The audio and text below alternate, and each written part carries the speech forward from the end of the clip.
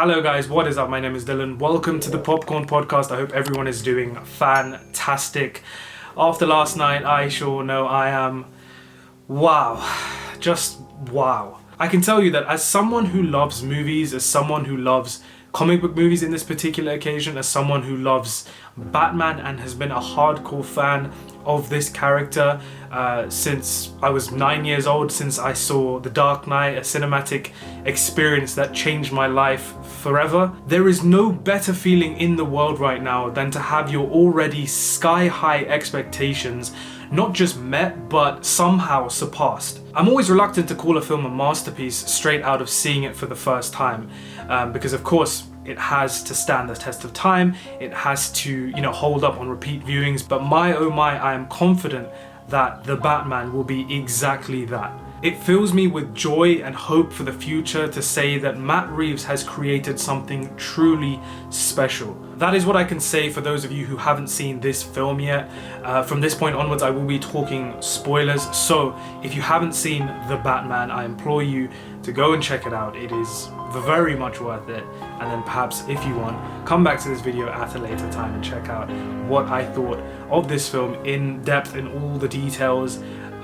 So yeah. Right, let's get on into the review then. The Batman is of course directed by the one and only Matt Reeves, who you might know as the same guy who directed the first Cloverfield film, the remake of the Swedish horror film Let Me In, and of course the incredible two most recent Planet of the Apes films. Right from the get-go of The Batman, you instantly become aware that this is a director who knows exactly what he wants, who has a vision and will create that vision, will craft that vision through meticulous camera work and attention to detail. The film is shot by Greg Fraser, who in my opinion is the best director of photography, cinematographer working today. I know Roger Deakins will always be the GOAT, but after projects like The Mandalorian, Rogue One, and of course most recently Dune, Greg Fraser is really able to bring his A game here with The Batman. Every frame of this film is stunning, and together with Matt Reeves, the two of them have created not just my favorite visual depiction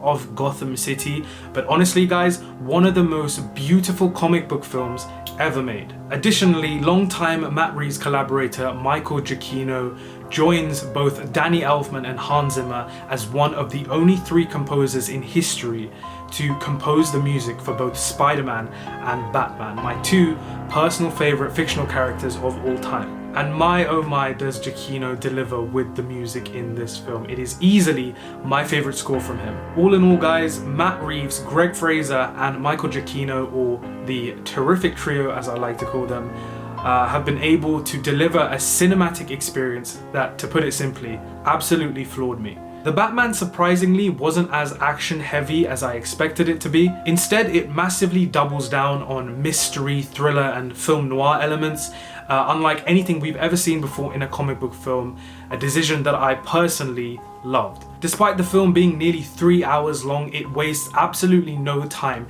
Every scene is pivotal to the next. The main mystery clearly takes a lot of inspiration from David Fincher classics like Seven and Zodiac, and the final product is something that goes above and beyond to really delve into one of Batman's most iconic titles, and that of course is the world's greatest detective.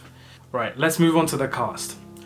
Robert Pattinson. I remember when it was first announced that he'd be playing Batman, the amount of people around me in my social circle, online, that were doubting him, saying he's just, Edward from Twilight, that he didn't have what it took to play Batman. And a lot of the time I found myself having to justify why I thought the complete opposite, how he has been able to turn his career around with performances in films like Good Time, High Life, The Lighthouse, Tenet, and why I thought he could potentially deliver one of the best portrayals of Batman today.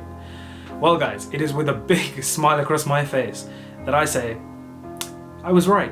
Pattinson embodies the character of Batman, from his eyes to his facial expressions behind the mask, to the voice, to the physicality he brings to this character, to the way he emerges from the shadows, to the way he walks around a room scanning for clues. I thought he was amazing. I will say that I thought he was a much better Batman than he was a Bruce Wayne. Not to say that he isn't playing Bruce Wayne well, but it's just the direction that this film took with the character was this very broken, very isolated version of Bruce with a lot of built-up rage, as opposed to the eccentric billionaire persona that we're usually used to seeing him contrast the vigilante side of him. I feel like we will eventually see that billionaire persona come out in future installments, as you know, as he begins to find that duality between Bruce Wayne and Batman. The supporting cast, absolutely fantastic. Paul Dano as the Riddler is just terrifying. He has very much taken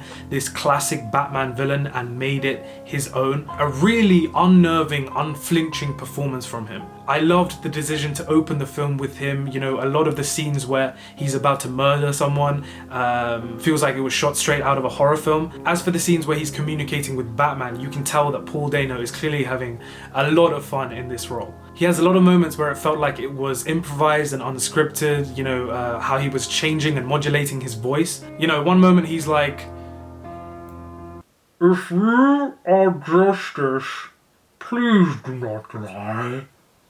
What is the price for your blind eye?" That was my Paul Dano Riddler impression. I hope you enjoyed that. God. My point is, one moment he's like that, and then the next moment he's like this.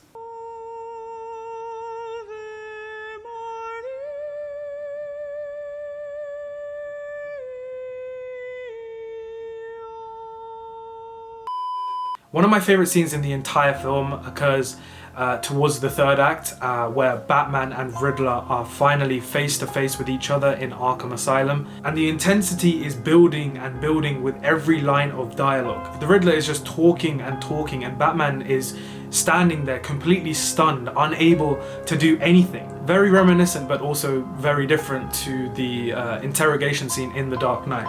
I'm also really fucking happy with Zoe Kravitz as Selina Kyle. She might just be my favorite Catwoman to date.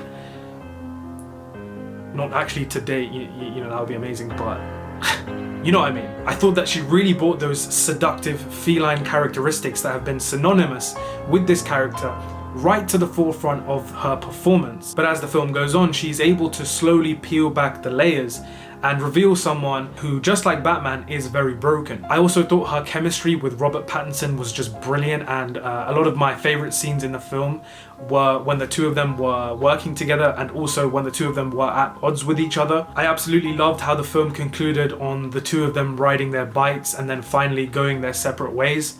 But like I mentioned before, the film does really double down on the detective elements of the Batman character, and his relationship with Jim Gordon, played by Jeffrey Wright in this film, was another standout. It is much closer to the relationship that the two of them share in the comic books, and I can't wait to see them continue working together in the future installments. I also really appreciated how this film introduced and made use of the family, you know, the crime bosses of Gotham. Falcone, played by John Turturro, was just excellent. I feel like he really added another dimension to Gotham City, to the corruption behind this city. Colin Farrell as the Penguin was also really fucking good and completely unrecognizable. The Batmobile car chase with him was easily the standout action sequence in the film. My God, what a set piece that was. Andy Serkis as Alfred was also another welcome addition to this film, although I do wish they used his character a little bit more. The dynamic that he shares here with Bruce is quite different to the ones we've seen in previous films. There's quite a lot of turbulence between the two, and it almost takes Alfred dying for Bruce to realize that all he wants is the best for him. And speaking of which, another one of my favorite scenes in the entire film is that of when they are both in the hospital and they're able to put the past behind them and reconcile things. Alfred reaches out his hand to Bruce, and you know, Bruce accepts, he takes his hand.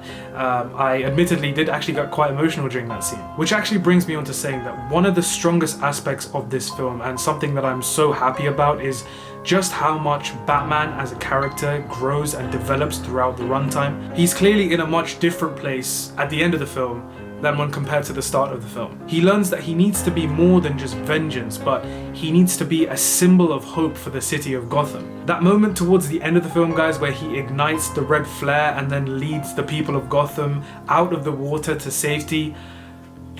Literal chills, guys. Honestly, that image is just burned into my head now forever. And since we are on the topic of the ending, guys, I cannot forget to mention that final scene in Arkham Asylum with Barry Keoghan. So it looks like he's going to be playing the Joker to Robert Pattinson's Batman, and personally, I don't know about you guys, but I am all for it. I think Barry Keoghan is a phenomenal actor, and if you're not familiar with some of his previous work, and if you're unsure on whether or not he'll really be able to take on a character like the Joker, I'm going to conclude this review by giving you a recommendation. Go and check out the film, The Killing of a Sacred Deer. But to bring this review all in, I will say that The Batman, for me, guys, personally, I think is one of the great comic book films probably of all time. What Matt Reeves and the team behind this film have been able to achieve is astounding. And I didn't want to bring up the Marvel and DC rivalry because at the end of the day, I love both for different reasons, but I think the way that DC is really going to compete with Marvel is by doing exactly this kind of stuff. Not by trying to replicate what the MCU is doing, but by really tapping into those niche film elements, the grounded stories, the character studies, and give directors like Matt Reeves, who know what they are doing, the bigger budgets to tell these riveting, layered, emotionally complex stories, each of them being different from the last. Of course, The Batman gets an A+ from me. I cannot wait to see it again, but I want to know, what did you think of the film? Did The Batman live up to your expectations or not?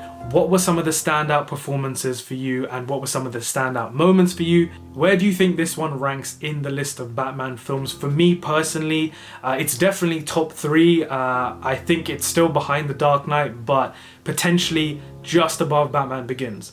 So maybe second.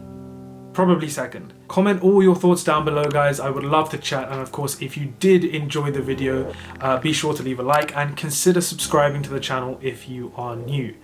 Guys, thank you for watching, and as always, I will catch you very soon in the next video.